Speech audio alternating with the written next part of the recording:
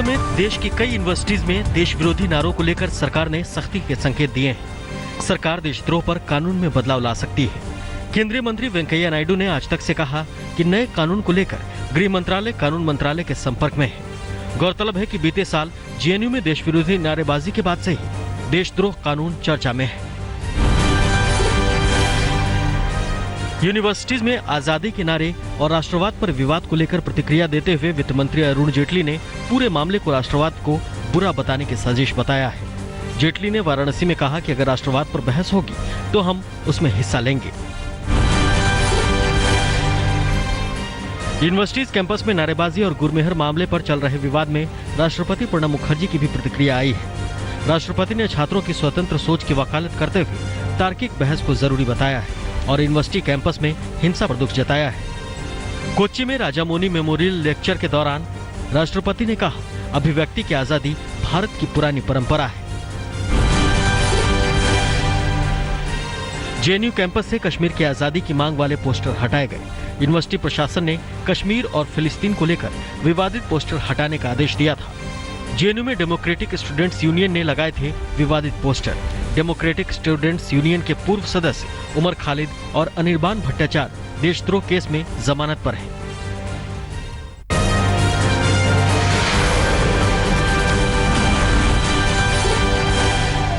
UP चुनाव में डिंपल यादव अब सीधे सीधे पीएम मोदी सरकार पर हमला बोल रही हैं। डिंपल यादव ने इस बार बिना सब्सिडी वाले रसोई गैस सिलेंडर के महंगे होने पर भी सवाल उठाया।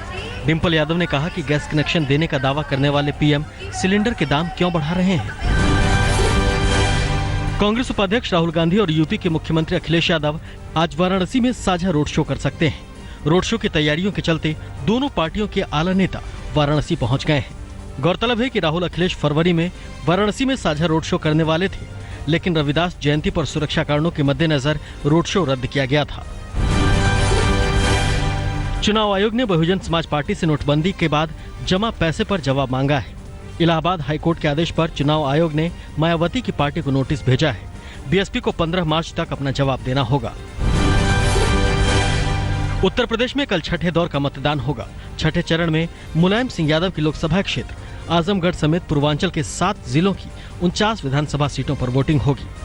मऊ, कुशीनगर, गोरखपुर, देवरिया, महाराजगंज, आजमगढ़ और बलिया में छठे दौर की वोटिंग के लिए तैयारियां लगभग पूरी हो गई हैं। कल होने वाली वोटिंग में बीएसपी छोड़कर बीजेपी में शामिल स्वामी प्रसाद मौर्य, बीजेपी के पूर्व प्रदेश अध्यक्ष सूर्य प्रताप शाही और पूर्व मुख्यमंत्री रामनरेश यादव के बेटे श्याम बहादुर यादव, बीएसपी नेता मुख्तार अंसारी और उनके बेटे अब्बास अंसारी की किस्मत का फैसला होगा। दिल्ली के बाटला हाउस इलाके में कुछ घरों में आग लग गई। एक कमरे में कबाड़ का काम हो रहा था, जहां से आग की लपटें उठनी शुरू हुई। लोगों के मुताबिक शॉर्ट सर्किट की वजह से आग लगने की आशंका है। लोग फायर ब्रिगेड के पहुंचने में हुई देरी से नाराज थे। हिमाचल प्रदेश के मंडी में आग की चपेट में आकर 45 से ज्यादा झुग्गियां राख हो गई। इनमें से ज्यादातर वो लोग थे जो बाहर से यहां मजदूरी करने आए थे। आग की वजह से ये सारे मजदूर बेघर हो गए हैं। इन्हें स्थानीय गुरुद्वारे में शरण दी गई है। कोलकाता के सुंदरगढ़ बस स्टैंड पर आग लग गई। आग में बस स्टैंड की 3 दुकानें जल गईं। दमकल की 2 गाड़ियों ने आग पर काबू पा लिया, लेकिन आग की वजह का पता नहीं चल सका। राजस्थान के धौलपुर में बढ़ती गर्मी के बीच मौसम अचानक बदल गया और जमकर बारिश हुई। कुछ इलाकों में ओलों के गिरने की भी खबर है। बारिश और ओलों से किसानों के चेहरों पर भी चिंता की लकीरें खिंच गईं। किसानों के मुताबिक तैयार खड़ी गेहूं, आलू और सरसों की फसल को भी भारी नुकसान हो सकता है।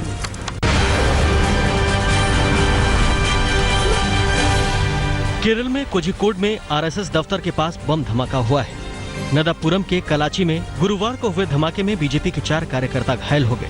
राष्ट्रीय स्वयंसेवक संघ के दफ्तर के बाहर धमाके के बाद पुलिस ने पूरे इलाके की सुरक्षा कड़ी कर दी है। गौरतलब है कि बीते कुछ समय में केरल में बीजेपी और आरएसएस कार्यालयों पर हमले के मामले सामने आ रहे हैं।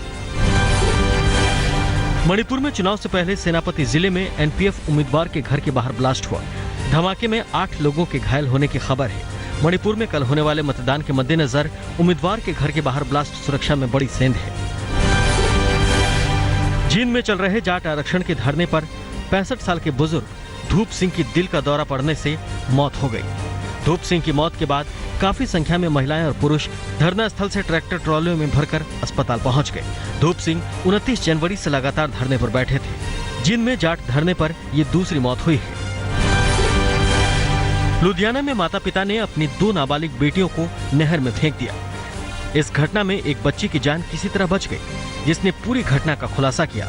घटना के आरोपी पिता उदय चंद्र झा फरार है और पुलिस ने पत्नी को गिरफ्तार कर लिया है। पुलिस के मुताबिक पति पत्नी को शक था कि बेटियों के किसी के साथ प्रेम संबंध है। मध्य प्रदेश के ग्वालियर में जमीन के लिए बेटा पिता का हत्यारा बन गया। पुलिस जांच के मुताबिक पिता पुश्तैनी जमीन को बेचने के लिए तैयार नहीं था और इस वजह से दोनों के बीच झगड़ा चल रहा था। इसी विवाद में एक दिन आरोपी ने डंडे से पीट कर पिता को मार डाला।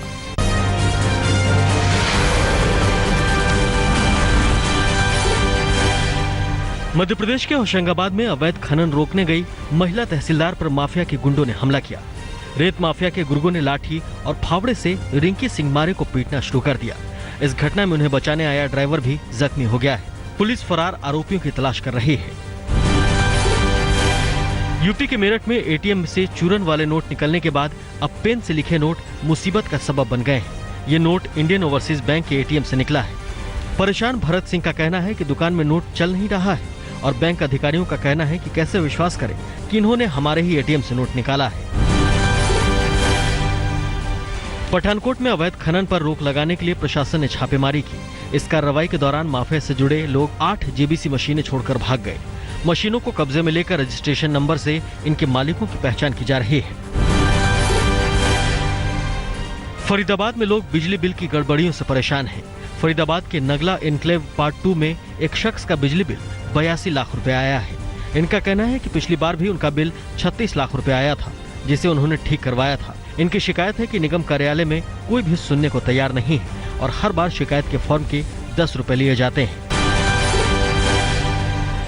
टीम इंडिया के कोच अनिल कुंबले अजिंक्य रहाणे के बचाव में उतर आए हैं। बेंगलुरु टेस्ट से पहले अनिल कुंबले ने कहा, रहाणे का टेस्ट करियर बेहतरीन रहा है। एक सीरीज में खराब परफॉर्मेंस पर प्लेइंग 11 से बाहर करने का सवाल ही नहीं उठता। कुंबले ने बताया कि रहाणे के चोटिल होने पर करुण नायर को टीम में लाया गया था। 13 शतक के बावजूद करुण नायर को मौका न मिल पाना दुर्भाग्यपूर्ण है, लेकिन हम टीम में सिर्फ 5 बल्लेबाजों को ही रखना चाहते हैं।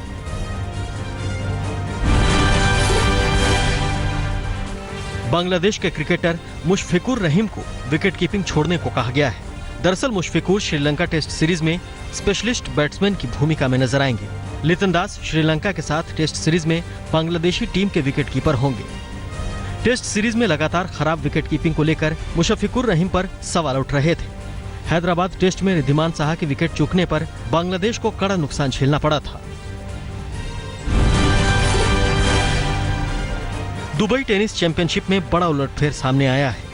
पूर्व वर्ल्ड नंबर 1 स्विट्जरलैंड के रोजर फेडरर उलटफेर दूसरे दौर में टूर्नामेंट से बाहर हो गए। 116वीं वरीयता प्राप्त रूस के एवगेनी डोनेस्की ने फेडरर को 3-6, 7-6, 7-6 से मात दी।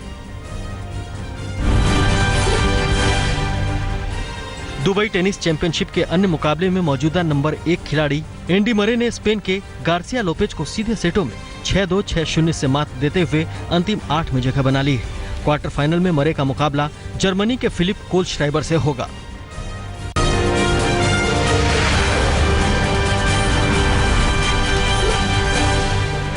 फिल्म इत्तेफाक की बिजी शेड्यूल के बीच सोनाक्षी सिन्हा मस्ती करती नजर आ रही हैं। सोनाक्षी सिन्हा इन दिनों सिद्धार्थ मल्होत्रा के साथ फिल्म इत्तेफाक की शूटिंग में व्यस्त हैं।